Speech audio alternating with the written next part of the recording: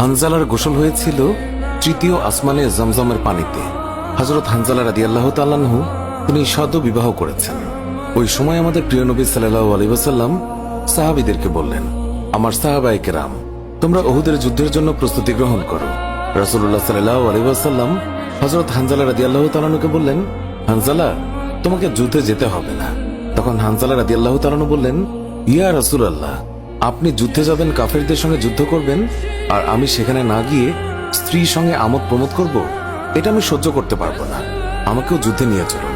রাসূলুল্লাহ সাল্লাল্লাহু আলাইহি ওয়াসাল্লাম তখন বললেন, হানজালা, আমি তোমাকে আদেশ দিলাম, তুমি বাড়িতে থাকো, তোমাকে যুদ্ধে যেতে হবে না। হানজালা তখন নবীর আদেশ শুনে কাঁদতে কাঁদতে বাড়ি চলে গেল। আমাদের প্রিয় নবী সাল্লাল্লাহু আলাইহি ওয়াসাল্লাম সাহাবীদেরকে নিয়ে যুদ্ধে চলে গেছেন। এদিকে সাহাবী হানজালা তার স্ত্রীর সঙ্গে রাত কাটানোর পর তার উপর গোসল ফরজ হয়ে গিয়েছে, তাই সে গোসল করতে গেছেন, পানি নিয়ে দাঁড়িয়েও গেছেন। এই সময় মদিনার গলি থেকে কেউ একজন চিৎকার করে বলছিলেন, মদিনার মুসলমানরা, তোমরা কার জন্য জীবিত থাকবে? তোমাদের প্রিয় নবীকে কাফের মুশরিকরা শহীদ করে দিয়েছে।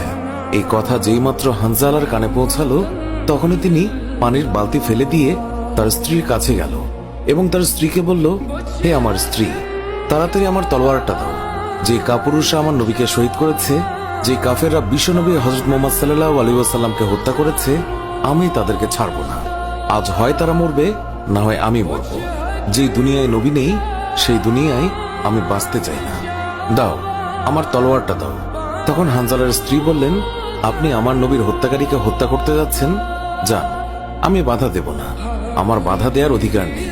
তবে আপনি দয়া করে গোসল করে পবিত্র হয়ে যান, কেননা আপনার উপর গোসল ফরজ হয়ে গিয়েছে।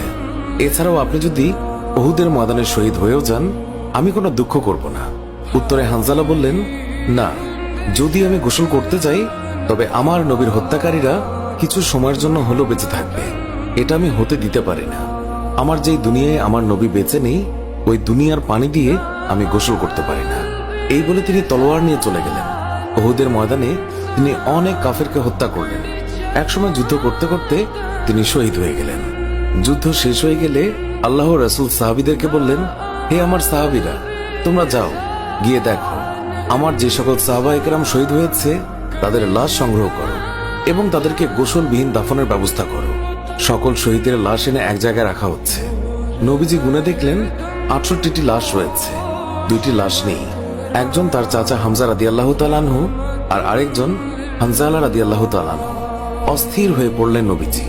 সব সাহাবাদের পাঠালেন লাশ খোঁজার জন্য।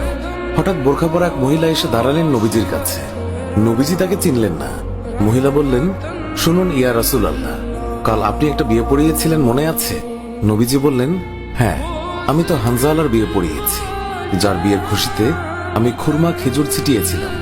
মহিলা বললেন, ইয়া রাসূলুল্লাহ, আমার হাতটা দেখেন, হাতের মেহেদি এখনো শুকায়নি। কাল বিকেলে বিয়ে হয়েছিল, আর রাতে উহুদের যুদ্ধের জন্য বের হয়ে যান হানজালা। ওনার উপর গোসল ফরজ হয়েছিল, কিন্তু উনি গোসল করে বের হতে পারেননি। যাওয়ার আগে শুধু বলে গেছেন, যদি বেঁচে থাকি তাহলে দেখা হবে দুনিয়ায়, আর যদি শহীদ হয়ে যাই তাহলে দেখা হবে জান্নাতে। নবীজি কাঁদছেন। মহিলা বললেন, ইয়া রাসূলুল্লাহ, শহীদের তো আপনি গোসল দেন না, আমার স্বামীকে আপনি একটু গোসল করিয়ে দেবেন। নবীজি সম্মতি প্রকাশ করার পর একজন সাহাবী দৌড়ে এসে বলল, ইয়া রাসূলুল্লাহ, হানজালাকে পাওয়া গেছে। সবাই গেলেন, গিয়ে দেখলেন সাদা কাফনের ভিতরে লাশের মাথায় পানি। নবীজি হানজালার মাথায় হাত দিলেন। জিবরাইল আলাইহিস সালাম আসলেন নবীর কাছে, এসে বললেন, ইয়া রাসূলুল্লাহ, হানজালার কোরবানিতে আল্লাহ পাক এতটাই খুশি হয়েছে যে আমার বাহিনীকে আদেশ করলেন তাকে নিয়ে আসতে।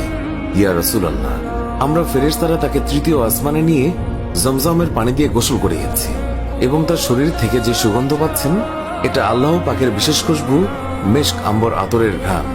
আমরাই ওনাকে কাফনের কাপড়ে আচ্ছাদিত করেছি। আল্লাহ তার প্রিয় মানুষকে কি পরিমাণ ভালোবাসেন, কি পরিমাণ সম্মানিত করেন, তা আমাদের পক্ষে কল্পনা করাও সম্ভব নয়। শহীদগণকে গোসলবিহীন দাফন করা হয় কারণ কিয়ামতের ওই কঠিন দিন যখন মহান আল্লাহ রাব্বুল আলামিন বিচারের জন্য বসে যাবেন, তখন এই সাহাবায়ে কেরাম আল্লাহর সামনে দাঁড়িয়ে যাবে। মহান আল্লাহ রাব্বুল আলামিন তাদেরকে জিজ্ঞাসা করবেন, বান্দারা, তোমাদের এই অবস্থা কেন? তারা তখন বলবে, রাব্বুল আলামিন, আপনি তো জানেন আমরা আপনার ওই সকল বান্দা যারা আপনার বিরুদ্ধে যে সকল কাফের মুশরিক কথা বলে তাদেরকে হত্যা করতে গিয়ে শহীদ হয়ে গিয়েছিলাম।